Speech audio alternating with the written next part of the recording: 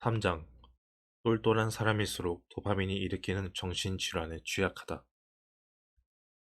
양극성 장애란 극과 극의 두 기분 사이로 왔다 갔다 하는 것을 말한다. 양극성 장애를 앓는 환자는 기분이 심하게 가라앉는 우울증기와 심하게 흥분하는 조증기를 반복하는 모습을 보인다. 그 중에서 조증기는 도파민 수치가 높을 때 찾아온다. 힘이 넘치고 이유 없이 기분이 좋아지고 두뇌 회전이 빨라져 머릿속에서 온갖 생각이 폭포수처럼 쏟아진다.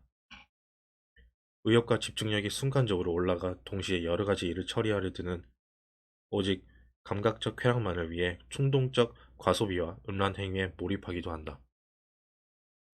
양극성 장애 환자 중 다수는 병 때문에 정상적인 생활을 포기한다. 번듯한 직장을 다니거나 남들처럼 연애를 하는 것은 언감생심이다. 하지만 성실하게 약물 치료를 해나가는 환자는 대부분 다시 평범한 일상으로 복귀한다. 그 가운데에는 언뜻 축복처럼 보이기도 하는 특별한 삶을 사는 일부 극소수의 사람들도 있다. 평균적으로 양극성 장애 환자의 비율은 전 세계 인구의 2.4% 정도다. 하지만 발병률이 높은 집단은 따로 있다. 아이슬란드에서 자국민을 대상으로 실시한 분석이 그 증거다.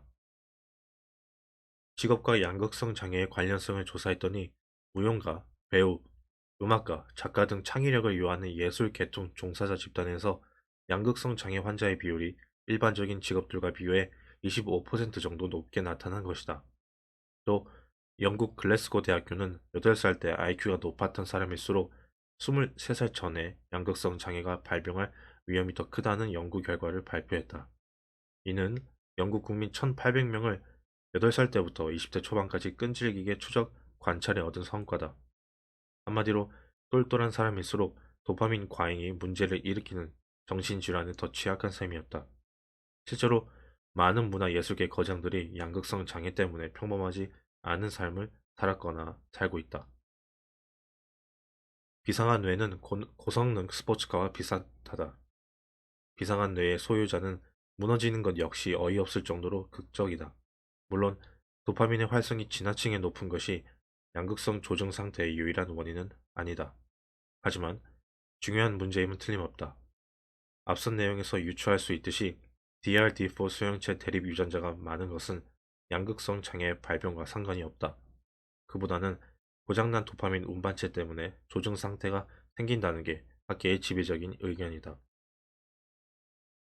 도파민 운반체는 뇌 속의 진공 청소기다.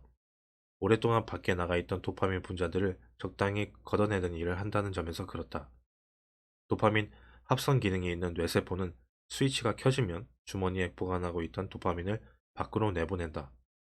바깥으로 분비된 도파민은 근처 다른 뇌세포 쪽으로 흘러가 표면에 달린 도파민 수용체에 결합한다. 그러면 새롭게 스위치가 켜진 뇌세포가 또 분주해진다. 열기를 식힐 시점이라고 판단되면 앞쪽 세포의 도파민 운반체는 강력한 흡입력으로 도파민 분자들을 다시 빨아들인다. 수용체에서 도파민이 떨어져 나간 뒤쪽 세포는 다시 잠잠해진다. 이렇게 건강한 뇌세포들은 결코 도를 넘어 흥분하는 법이 없다. 그런데 바로 이 운반체가 고장난다면 어떻게 될까? 이 질문의 답을 한 번에 보여주는 가장 좋은 신뢰는 아마도 코카인 중독자일 것이다. 코카인은 도파민 운반체를 차단한다. 진공 청소기 노즐을 양말로 틀어먹는다고 생각하면 된다. 이런 상황에서 세포 밖에 나와 있는 도파민 분자들은 수용체에 붙었다 떨어졌다를 반복하며 사실상 무제한적으로 뒤쪽 세포를 도발한다. 이때 나타나는 증상은 힘과 실천력이 넘치고 성욕이 폭발하는 것이다. 그뿐만 아니다. 취기가 한창 오른 코카인 중독자는 자존감이 하늘을 찌르고 이유 없이 몹시 행복해하고 이런저런 생각에 횡설수설하며 잠을 이루지 못한다. 때문에 의사들조차 코카인 중독과 조증을 구별하는 데 종종 어려움을 겪는다. 양극성 장애는 있거나 없거나 둘 중 하나라는 식의 이분법으로 판단할 수는 없다. 누군가는 병증이 더 심하고 또 누군가는 좀 덜하다. 결국 정도의 차이라는 말이다. 모든 것은 부모로부터 위험 유전자를 얼마나 많이 물려받았는지, 이 유전자들이 그 사람의 심신을 얼마나 미약하게 하는지에 달려있다. 더불어 그 사람이 살아온 환경 또한 중요한 변수다. 가령 선천적 위험성은 비슷하더라도 불행한 어린 시절을 보낸 사람이 훗날 신경정신과 치료를 받으러 다닐 확률이 더 높다. 대개는 양극성 장애의 다양한 증상 중 일부분만 나타내거나 공식 진단을 내릴 만큼 심하지는 않은 수준에서 그친다. 그런데 이런 생각이 든다. 사람이 양극성 장애의 분위기만 띠게 되는 것이 도파민 운반체의 소소한 고장 탓일 수도 있을까? 도파민 운반체 유전자가 1에서 2개만 아주 살짝 이상해지는 것이다. 정신이 나갈 정도로 입김이 세지는 않지만 외국에서 꿈을 실현하고자 고국을 떠나겠다는 결심을 하게 만들 정도는 되는 식으로 말이다. 자신의 뿌리를 포기하고 사랑하는 가족과 친구들에게 영원한 안녕을 고하면서까지 이방인이 되기를 자처하는 것은 보통 감심장이 아니고서는 실행할 수 없는 일이다. 19세기 미국의 앤드류 카네기는 공장에서 일당으로 고작 동전 몇 푼 받는 밑바닥부터 시작해 세계 최고의 거부가 되었다. 그런데 실은 그도 스코틀랜드 출신의 이민자였다. 그럼 그가 남긴 말이 있다. 자족하는, 자족하는 자는 용기 내 폭풍우가 몰아치는 대서양을 건너지 못한다. 그저 무력하게 방구석에 틀어박혀 있을 뿐이다. 만약 양극성 장애를 일으키는 유전자가 이민도 부추기는 것이라면 카네기와 같은 야심가들도 그 유전자를 가지고 있었다고 짐작할 수 있다. 이 가정은 이민자가 많은 나라의 양극성 장애 유전자를 가진 사람도 많을 거라는 추측으로 자연스럽게 연결된다. 미국은 거의 전 국민이 이민 1세대와 그 후손으로 구성된 나라다. 그리고 양극성 장애 환자의 비율이 세계에서 가장 높은 나라 역시 미국이다. 정확히는 4.4%로 다른 나라들의 2배다. 이 두 가지 사실은 그저 기가 막힌 우연일까? 아니면 정말 어떤 식으로든 연관되어 있는 걸까? 이민자 비율이 제로에 가까운 일본은 양극성 장애 환자의 비율 역시 0.7%로 최하위였다. 반면에 이민자의 나라 미국에서는 양극성 장애 환자가 많기도 하지만 양극성 장애 증상이 표면으로 드러나는 시기 역시 더 빠른 것으로 조사된다. 증상이 처음 발현되는 시기는 질병 중증도의 지표이기 때문에 중요하다. 미국은 이 연령이 20살 이전인 환자가 무려 3분의 2로 기껏해야 4분의 1 정도인 유럽과 확실히 비교된다. 이 통계는 전반적으로 미국 사람들에게 고위험 유전자가 더 많다는 가설에 힘을 싣는다.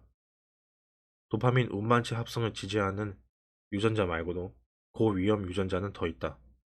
정확히 몇 가지나 되는지는 아무도 모르지만 분명한 사실은 몇몇 위험 유전자가 대물림된다는 것이다.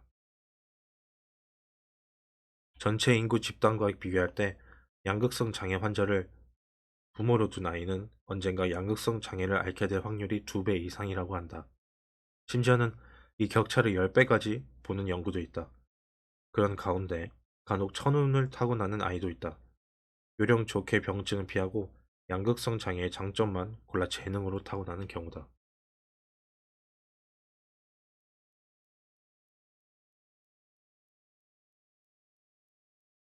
도파민이 폭발하는 이민자들의 나라. 이민자의 나라 미국은 도파민의 격려와 응원에 힘입어 다양한 분야에서 초강대국이 되었다. 조지 메이슨 대학교의 이민연구소가 공개한 보고서에 따르면 1901년부터 2013년까지 전체 노벨상 수상자의 42%가 미국에서 배출되었다. 세계 어느 나라도 따라잡을 수 없는 경이로운 숫자다. 그런데 노벨상을 받은 미국인 중 압도적 다수가 이민자라고 한다. 출신 국가 순위를 보면 캐나다가 13%, 독일 11%, 영국 11%, 이 차례로 1에서 3위를 기록했다. 기회의 땅으로서 미국의 매력은 아직 건재하다. 금속이 자석에 달라붙듯 여전히 세계 곳곳의 수많은 재주꾼들이 스스로 미국인이 되어 국위 선양에 앞장서는 걸 보면 말이다.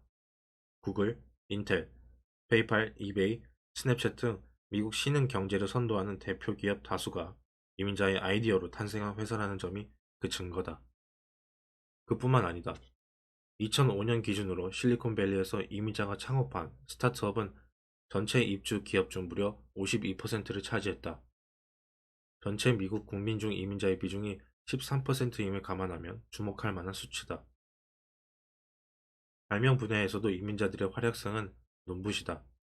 입문서, 비범한 사람들, 이민은 세상을 어떻게 바꾸었으며 어떤 미래를 열 것인가를 보면 2006년에 미국 특허청에 등록된 국제 특허의 40%가 미국에 거주하는 외국 국적의 사람이 단독으로 혹은 공동 연구자와 함께 신청한 건이었다고 한다. 회사 명의로 출원된 기술 특허 역시 발명자란에 이민자인 연구원의 이름이 적혀 있는 경우가 절반 이상이었다. 유명 기업 몇 곳만 살펴보면 시스코가 보유한 전체 특허 중 60%, 제네럴 일렉트릭이 64%, 머크가 65%, 퀄컴이 72% 등이었다. 사실 이민자의 활동 무대는 IT에 한정되지 않는다. 네일숍, 레스토랑, 세탁소 같은 일반 서비스업부터 트렌드에 민감한 최신 유망 업종까지 망라에 해마다 미국에서 추진되는 전체 신규 사업 중 4분의 1이 이민자의 손으로 일궈진다. 영국 워릭대학교 경영대학원에서는 기업가 정신, 혁신 기업 연구라는 산하 조직이 있다. 이곳에서 니코스 니콜로우는 영국인 1335명을 모집해 설문조사를 실시했다. 설문의 주제는 기업가 정신이었다. 설문 응답지에서 그는 추가로 혈액을 채취해 DNA를 추출했다. 연구 참가자들의 평균 연령은 55세였고 83%가 여성이었다. DNA 데이터를 분석한 결과 연구팀은 도파민 유전자를 크게 두 분류로 나눌 수 있었다. 두 가지 도파민 대립 유전자가 존재했는데 DNA의 기본 구성 단위인 핵산 하나만을 제외한 나머지 부분은 복사에 붙인 듯 완전히 똑같았다. 그런데 바로 이 핵산 하나의 차이가 피시험자 집단을 도파민 활성이 더 높은 그룹과 덜 높은 그룹으로 가르고 있었다. 연구팀은 이것을 설문지 데이터와 연계해 분석했다. 그 결과 도파민 활성이 낮은 그룹과 비교하여 도파민 활성이 높은 그룹의 창업자가 2배 많은 것으로 확인됐다. 이 대목에서 도파민 부자 이민자들에 대한 의존도가 높은 나라가 미국만은 아니라는 사실을 짚고 넘어가면 좋겠다. 미국의 뎁슨 대학교와 영국의 런던 정치경제대학이 손잡고 진행한 프로젝트 세계 기업가 정신 모니터링 연구의 중간 조사의 결과에 따르면 1인당 창업 건수가 가장 많은 나라가 미국, 캐나다, 이스라엘, 호주라고 한다. 이 중 세 나라는 전체 국민 중 이민자 비율이 10위권 안에 드는 나라들이고 이스라엘은 현대 국가로서의 역사가 3세대가 채 되지 않을 정도로 짧다는 특징이 있다. 도파민이 현저하게 우세한 인간형은 흔하지 않다. 그러니 이런 사람들이 몇몇 국가에 몰린다는 것은 다른 한쪽에서는 도파민형 인재의 이탈 현상이 벌어지고 있음을 뜻한다. 그런 맥락에서 유럽 출신 이민자들이 미국인의 유전자 지도를 도파민으로 물들일 때 유럽에 남은 동포들의 삶의 방식이 점점 더 현재지향적으로 변해가는 것은 자연스러운 결과다. 이런 미국인과 유럽인의 차이를 미국의 여론조사기관 퓨 리서치 센터가 심층적으로 조사했다. 그 성과가 바로 미국인과 서유럽인의 가치관 차이라는 제목으로 공개된 결과 보고서다. 설문 중에는 인생의 성공이 개인의 노력을 초월하는 외부 환경에 의해 결정된다고 생각하십니까? 라는 항목이 있었다. 이 질문에 그렇다고 대답한 응답자의 비율은 독일이 71%, 프랑스가 57%, 영국이 41%였다. 반면 미국의 경우는 같은 답을 한 사람이 3분의 1 정도에 그쳤고 대다수인 나머지 미국 응답자들은 확실히 도파민의 칭찬을 받을 만한 인생관을 내비쳤다. 도파민형 성격 여부에 따른 인생관 차이를 보여주는 문항은 이 예시 말고도 여러 더 있다. 미국인은 국가 목표를 위해 군사력을 동원하는 것, 즉 변화를 실행하는 가장 직설적인 방식에 거부감이 덜한 것으로 분석됐다. 그들 다수가 군사행동을 하기 전에 국제연합의 승인을 받을 필요는 없다고 답했기 때문이다. 또한 50%의 미국인이 신앙에 대해 매우 중요하다고 답한 반면 유럽은 매우 중요하다의 응답 비율이 절반에도 못 그쳤다. 스페인은 22%, 독일은 21%, 영국은 17% 그리고 프랑스는 고작 13%였다. 도파민을 강화하는 유전자가 미국을 비롯한 몇몇 이민자 사회에 편증된 것은 사실일지 모른다. 하지만 도파민형 생활 태도는 경쟁적 기술 회사 사회를 살아가는 모든 현대인에게 필수적인 생존 전략이 되었다. 온갖 정보와 광고가 범람하는 21세기는 더 많이 갖고, 더 빨리 하고, 더 높이 오르지 않으면 안 될 것 같은 조바심을 만들어낸다. 도파민이 영혼을 장악하고 있는 것이다. 뇌에서 도파민을 만드는 세포는 전체 뇌세포의 0.0005%밖에 안 된다. 고작 그것뿐이냐고? 양이 전부는 아니다. 인간이 나는 본질적으로 어떤 사람인가를 자문할 때 사실 그것은 이 소수 정예 특공대를 생각하는 것이나 마찬가지다. 인간은 각자가 가진 도파민의 집합을 바탕으로 자아를 규정한다.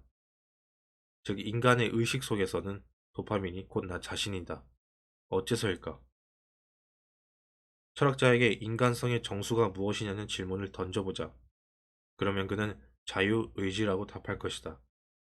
인간은 여러 가지 선택지의 장단점을 저울질하고 가치나 원칙과 같은 추상적 개념을 이해할 줄 안다. 그리고 마침내 우리가 옳다고 믿는 것을 극대화할 최선의 방도를 스스로 판단하고 결정한다. 그런데 이 일을 수행하는 진짜 주인공은 바로 도파민이다. 이번에는 연구자에게 똑같은 질문을 해보자. 연구자에게 인간성의 정수는 세상을 이해하는 능력이다. 연구자는 분석하고 판단하고 예측한다. 한마디로 그는 이해했을 때 비로소 연구자다워진다. 그런데 이것 또한 도파민의 일이다. 다음은 쾌락주의자다. 이들은 유흥에 심취했을 때 스스로를 진정한 자아라고 생각한다. 탐닉하는 대상이 술이든 여자든 가무든 쾌락주의자에게 삶의 목적은 단 하나, 악착같이 달려온 만큼 더 많은 보상을 돌려받는 것이다. 이것 역시 도파민의 일이다. 예술가는 어떤가? 그는 창작 능력을 인간성의 정수로 꼽는다.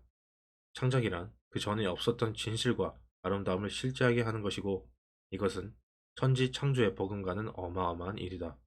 마찬가지로 도파민의 일이다. 마지막으로 도인은 해탈 상태에서 진정한 인간성이 싹튼다고 말한다. 그가 믿는 인간성의 정수는 물리적 현실 너머에 존재한다. 나는 누구인가를 규정하는 가장 중요한 요소는 시공간을 초월해 존재하는 불멸의 영혼이기 때문이다. 영혼은 보이지도, 들리지도, 냄새나 맛이 나지도, 만져지지도 않는다.